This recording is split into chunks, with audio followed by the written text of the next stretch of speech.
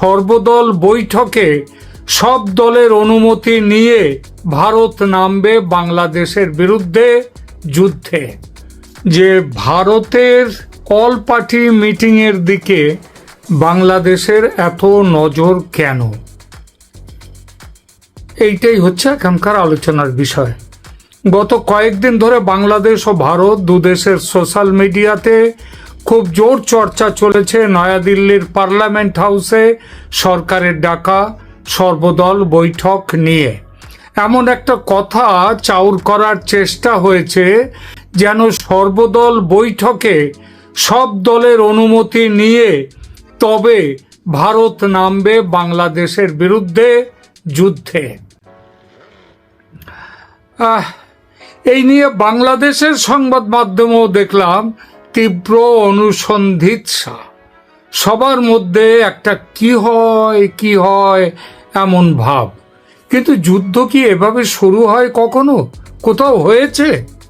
আচ্ছা, এই যে অপারেশন সিন্দুর হলো পাকিস্তানের বিরুদ্ধে, তখন কি যুদ্ধ শুরুর আগে সর্বদল বৈঠক করে সবার অনুমতি নিয়ে তারপরে যুদ্ধে নেমেছিল ভারত? তারপরে নেমেছিল? একদমই নয়। অপারেশন সিঁদুর একেবারে আচম্বিত হয়েছে, হঠাৎ গুনাক করে টের পায়নি কেউ। যুদ্ধের সঙ্গে ঘনিষ্ঠভাবে যুক্ত সেনাকর্তারা, প্রধানমন্ত্রী আর প্রতিরক্ষা মন্ত্রী ছাড়া, মন্ত্রিসভার সদস্যদের দু একজন ছাড়া বাকিরাও ছিলেন পুরোপুরি অন্ধকারে।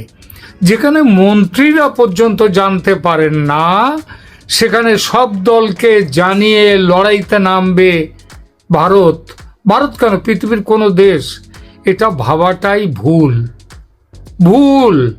7 মে 2025 রাতে পাকিস্তান ও পাকিস্তান অধিকৃত কাশ্মীরের 9টি জঙ্গি ঘাঁটিতে ড্রোন ও মিসাইল আক্রমণ চালায় ভারত।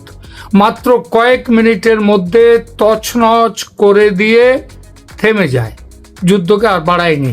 খবরে প্রকাশ, পাকিস্তানের প্রধানমন্ত্রী শেহবাজ শরীফ তখন সুইমিং পুলে, মানে ওই রাত্রে তিনি সাঁতার কাটছিলেন। সেখানে ফোনে খবর আসে তার কাছে যে ভারত আক্রমণ করেছে। এতেই বোঝা যায় কতটা গোপনীয়তার সঙ্গে এগিয়েছিল ভারত। যদি অল পার্টি মিটিং করে যুদ্ধে যাত্রা করত ভারত, তাহলে কি পাকিস্তানকে এমন প্রস্তুতিবিহীন অবস্থায় পাওয়া যেত? এমন নিশ্চিন্তে হামলা করতে পারত ভারত? পারত না। কারণ ভারতে এবং বিশেষ করে ভারতের রাজনৈতিক দলগুলোর সবাই যে ধোয়া তুলসী পাতা তা তো নয়। নরেন্দ্র মোদী এবং তার দলের বিরোধিতা করতে গিয়ে অনেকের মধ্যে আবার পাকিস্তান প্রেমও জেগে উঠতে দেখা গেছে। বলা হচ্ছে, পাকিস্তানের মানুষ তো আমাদের বন্ধু, তারা তো শত্রু নয়। তাহলে এই যে ভারতের মানুষদেরকে পহেলগাঁওয়ে হত্যা করা হলো, তার ধর্ম দেখে, তার সুন্নত হয়েছে কিনা দেখে, এটা কেন? এটা অতীতে বহুবার দেখা গেছে। এইভাবে ভারতীয়দের একটা শ্রেণীর মধ্যে পাকিস্তানের প্রতি প্রেম বহুবার দেখা গেছে, এখনো দেখা যাচ্ছে এবং ভবিষ্যতেও দেখা যাবে। কারণ রাজনীতি এমনই জিনিস। সুতরাং অল পার্টি মিটিংয়ের আগে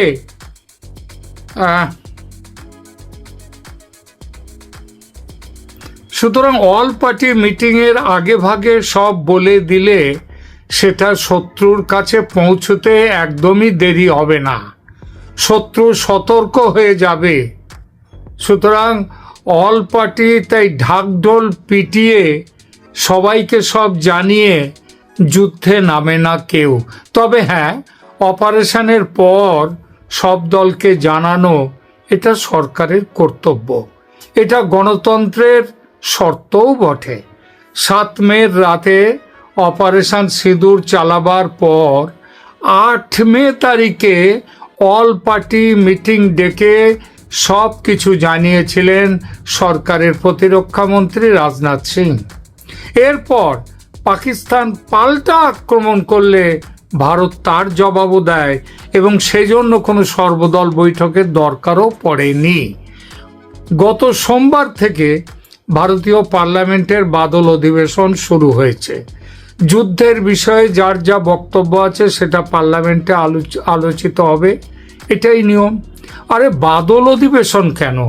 বাজেট অধিবেশন, শীতকালীন অধিবেশন ইত্যাদি সমস্ত অধিবেশন শুরু হওয়ার আগে সমস্ত দলের নেতাদের নিয়ে সরকার পক্ষ আলোচনায় বসে অধিবেশনের আলোচ্য বিষয় ঠিক করতে, যাতে সুষ্ঠুভাবে অধিবেশন চলে সে ব্যাপারে মতের আদান প্রদান করতে। এটা সাধারণ রেওয়াজ। এবারও সেই একই কারণে সরকার গত রবিবার ডেকেছিল সর্বদল বৈঠক। সেই বৈঠকে পার্লামেন্টের আগামী অধিবেশনে বিরোধীরা কোন কোন বিষয়ে আলোচনা করতে চায়, সরকার সেই আলোচনা করতে দেবে কিনা, বা সরকার সেই আলোচনা চাইছে কিনা, চাইলে কতটা চাইছে ইত্যাদি বিষয়ে মতের আদান প্রদান হয় এবং সেটা হয়েছে। এমন কিছু বিষয়ের আলোচনাও সেখানে হয়েছে যেগুলো সাধারণভাবে অন্য দেশের ব্যাপার, কিন্তু ভারতের স্বার্থ সেখানে জড়িত।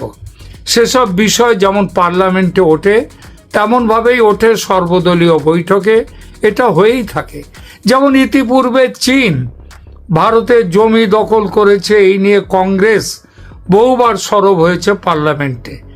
একই সঙ্গে এই আলোচনা হয়েছে প্রাক অধিবেশন যে সর্বদলীয় বৈঠক হয় সেখানেও। বাংলাদেশে, তারপর বাংলাদেশের কথাটা ধরুন, বাংলাদেশে হিন্দুদের ওপর আক্রমণ, জঙ্গিবাদের উত্থান, এসব নিয়েও আলোচনা হয়েছে ভারতের সংসদে। বলা হয়েছে বাংলাদেশে হিন্দুদের ওপর অত্যাচার করা হচ্ছে, হিন্দু মন্দির ভাঙা হচ্ছে, এর জন্য বাংলাদেশের সাথে সরকারের সাথে যোগাযোগ করতে, তাদের কাছ থেকে তা বন্ধ করার জন্য বলতে। এসবগুলো হয় সর্বদলীয় বৈঠকেও সদস্যরা এসব নিয়ে সরকারকে উপযুক্ত ব্যবস্থা নিতে বলেছে। এর আগেও সরকার সায় দিয়েছে সদস্যদের উদ্বেগে, বলেছে যে ভারত সরকার সব কিছু নজরে রেখেছে এবং যথাসময়ে প্রয়োজনীয় ব্যবস্থাও নেবে। এই ব্যবস্থা নিতে হয় আন্তর্জাতিক নিয়ম কানুনকে মাথায় রেখে। আমার গায়ে জোর আছে বলে আর তুমি দুর্বল অতএব আমি ঝাঁপিয়ে পড়ব তোমার ওপর, এটা হয় না। আর এই নীতিতে ভারত কোনোদিন বিশ্বাসী নয়, ছিল না, এখনো নয়।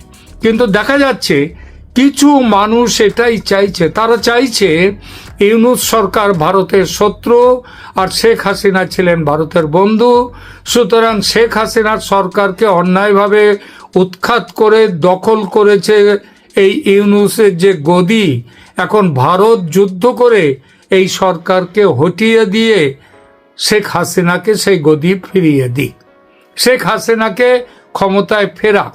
ভারতের মোদী সরকার এটা করছে না বলে মোদীর পাপান্ত পর্যন্ত করছে অনেকে। ৭১-এর ইন্দিরার সঙ্গে তুলনা করে মোদীর ৫৬ ইঞ্চি বুকের ছাতি নিয়েও ব্যঙ্গ করছে অনেকে। এই মহাশয়রা এটা ভুলে যান ৭১-এর পূর্ব পাকিস্তান আর ২০২৫-এর বাংলাদেশ, এটা দুটো এক নয়। সমস্যা আলাদা রকমের এবং রোগটাও আলাদা। একই ওষুধ একইভাবে দু জায়গায় চলে না, দুই রোগে চলে না, চলবে না। তবু যুদ্ধের ভয়ে বাংলাদেশের একটা বড় অংশ তটস্থ। যারা চাইছে ভারত বাংলাদেশে ঝাঁপিয়ে পড়ুক, তারা তো যুদ্ধ চাইছে এবং যুদ্ধ হবে কিনা তার জন্য সবসময় সেটা ভাবছে। আর যারা যুদ্ধ চায় না, যুদ্ধকে ভয় পায়, এটা তাদের মাথাতেও ঢুকেছে এই ভয়টা যে ভারত বোধহয় এই ঝাঁপিয়ে পড়লো। আর এই জন্য চুটিয়ে চলছে অপপ্রচার, গুজব। পার্লামেন্ট অধিবেশনের আগে নিয়ম মাফিকভাবে হওয়া সর্বদল বৈঠকে বাংলাদেশের বিরুদ্ধে যুদ্ধে নামার অনুমতি নেবে কিনা সরকার, এই নিয়ে প্রচুর আলোচনা বিতর্ক হলো গত কয়েকদিন ধরে। এই বিষয়ে আমি গত পরশু একটা ভিডিও করেছি, সেখানে বলেছি চীনের ব্রহ্মপুত্র নদের ওপর বাঁধ তৈরি নিয়ে সদস্যদের উদ্বেগের কথা আলোচিত হয়েছে সর্বদল বৈঠকে। একই সঙ্গে বলেছি, বাংলাদেশে চলমান উত্তেজনাকর পরিস্থিতির কারণে সংখ্যালঘুদের ওপর অত্যাচার নিয়ে সদস্যদের উদ্বেগের কথাও সেই বৈঠকে ওঠে এবং এই বিষয়ে সরকার কি করতে চায় সেটা নিয়ে সরকারের বক্তব্য জানার দাবিও ওঠে। সরকার উত্তরে যেটা দরকার বলা দরকার এবং যতটা বলা দরকার তাই বলেছে প্রয়োজনীয় ব্যবস্থা নেওয়া হবে, ভারত সব নজর রেখেছে। এই কথাটি বৈঠকের আগে বিদেশ দপ্তরের স্পোকসম্যান রণধীর জয়সওয়াল কিন্তু সাংবাদিক বৈঠকে স্পষ্ট করে বলেছিলেন গত 17 জুলাই তারিখে। সর্বদলীয় বৈঠকে তার বেশি একটি শব্দ বলেনি সরকার। কিন্তু এটুকুতে অনেক গুজববাজের মন ভরে না। তাদের কেউ কেউ খবরের কাগজে রিপোর্ট পড়ে প্রমাণ করতে চান যে কাগজে যখন কিছু লেখেনি বাংলাদেশে সেই আলোচনায় উঠেছিল কিনা, তখন বাংলাদেশ নিয়ে সেদিন কোনো কথাই নাকি হয়নি। সেদিন কথা না হওয়ার আরও কারণ নাকি আছে। কারণটা হলো বাংলাদেশ প্রসঙ্গটা খুব বড় তো, আর অনেক সময় লাগবে আলোচনা করতে। তাই ওই বিষয়টা নিয়ে রোববারের পর সোমবার আবার নাকি হবে সর্বদল বৈঠক। সে সোমবার চলে গেছে। বৈঠক হওয়ার কথা ছিল 10:30টায়। সেখানে বাংলাদেশের বিরুদ্ধে কবে যুদ্ধ হবে, কিভাবে যুদ্ধ হবে সেসব নাকি জানিয়ে দেওয়ার কথা ছিল, আর সেসব নাকি জানিয়ে দেওয়াও হয়েছে। সাংবাদিকরা জেনেও গেছেন পুরো ডিটেলস, কিন্তু গোপন বিষয় বলে বাইরে প্রকাশ করছেন না। আচ্ছা, সোমবারের তথাকথিত ওই বৈঠকের খবরটা কি আনন্দবাজারে বেরিয়েছে? বেরোলে একটু জানতে পারলে খুশি হব। বাস্তবে কিন্তু আনন্দবাজার নয়, ভারতের যে কোনো জায়গায় যে কোনো খবরের কাগজে, নিউজ পেপারে সোমবার একটি সর্বদলীয় বৈঠক হয়েছে এবং সেই বৈঠকে ভারত কবে বাংলাদেশে যুদ্ধ করবার জন্য ঝাঁপাবে সেসব খবর আলোচনা হয়েছে। এই খবরটা কোথায় বেরিয়েছে একটু জানতে চাই, একটু দেখতে চাই। দেখুন প্রিয় দর্শক, বাস্তবের সঙ্গে মিলিয়ে খবর তৈরি করতে গিয়ে কিছু কিছু ক্ষেত্রে কল্পনার আশ্রয় নিতেই হয় সাংবাদিকদের। খবরের মিসিং লিঙ্কগুলো মেলাতে, মানে ডট মেলাতে। সেই মেলানো যে সবসময় সত্যি হয় এমন নয়, সেটা কিয়দংশে সত্যি হতে পারে, আবার পুরোটা সেই মিসিং লিঙ্কটা সেটা মিথ্যেও হতে পারে। কিন্তু সেটা এক জিনিস, আর পুরো মিথ্যের ওপর ভর করে খবর তৈরি করা বিশেষ উদ্দেশ্য নিয়ে, এ দুটো এক জিনিস নয়। সোমবার দেশে কোনো অল পার্টি মিটিং হয়নি, সরকার মিটিং আহ্বান করেনি, সেটা হয়ে গেছে রবিবার। আর সোমবার বেলা 10:30টায় সাংসদরা, মন্ত্রীরা, প্রধানমন্ত্রী সবাই সংসদে হাজির। তাহলে কারা ছিলেন সোমবারের 10:30টার সেই তথাকথিত অল পার্টি মিটিংয়ে? এরপরেও যদি কেউ জোর গলায় বলেন অল পার্টি মিটিং হয়েছে এবং সেখানে বাংলাদেশ নিয়ে আলোচনা হয়েছে, সিদ্ধান্ত হয়েছে, এমনকি কি সিদ্ধান্ত হয়েছে সেখানে সেটাও এই সাংবাদিক জানেন, কিন্তু বলবেন না গোপনীয়তার স্বার্থে, তাহলে এমন সাংবাদিককে কোন উপাধিতে ভূষিত করবেন সেটা আপনারাই ভাবুন। আমি কিছু বলবো না। বাংলাদেশ নিয়ে আমি ব্যক্তিগতভাবে খুবই চিন্তিত ও আলোড়িত।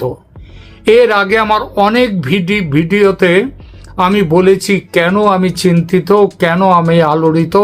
কারণ আমার শিকড় ছিল সে দেশে, ছিল, এখন নেই। আমার চেয়ে এবং আমার মতো সোশ্যাল মিডিয়া ইনফ্লুয়েন্সারদের থেকে অনেক বেশি চিন্তিত বাংলাদেশের মানুষ। কারণ তারা ইউনূসের মাৎস্য ন্যায়ের রাজত্বে প্রতিদিনের প্রতি মুহূর্তের ভুক্তভোগী।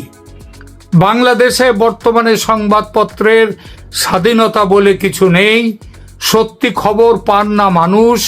এই পরিস্থিতিতে ভারতে আমরা যারা বাংলাদেশ নিয়ে খবর করি, খবরের বিশ্লেষণ করি, আমাদের ওপর দায়িত্ব বর্তায় অন্তত ইচ্ছাকৃত ভুল বা মিথ্যা খবর দিয়ে মানুষকে বিভ্রান্ত না করা। আমরা পুরো সত্যি খবর দিলেও সেই খবরের যারা বিরোধী তারা আমাদেরকে গালি দেবে, আর মিথ্যে খবর দিলে গালিটা কিন্তু দুই তরফেই আসবে। আমি ব্যক্তিগতভাবে খবর করার সময় এই বিষয়টি মাথায় রাখি। ব্রেকিং নিউজ করার লোভে ফেকিং নিউজ, অনেকে যেটাকে ফাকিং নিউজও পর্যন্ত বলে, সেগুলো কিন্তু আমি বানাই না। তবে সোশ্যাল মিডিয়ার ইনফ্লুয়েন্সার যখন আমিও একজন, তখন নিজের রাজনৈতিক পছন্দ অপছন্দ মাথায় রাখতেই হয় এবং সেই অনুযায়ী সংবাদের বিশ্লেষণও করতে হয়। সংবাদ সেই মতো উপস্থাপিত করতে হয় খবর, আর সেটা আমি করি। আপাতত এখানেই রাখছি। ভালো থাকবেন। ধন্যবাদ।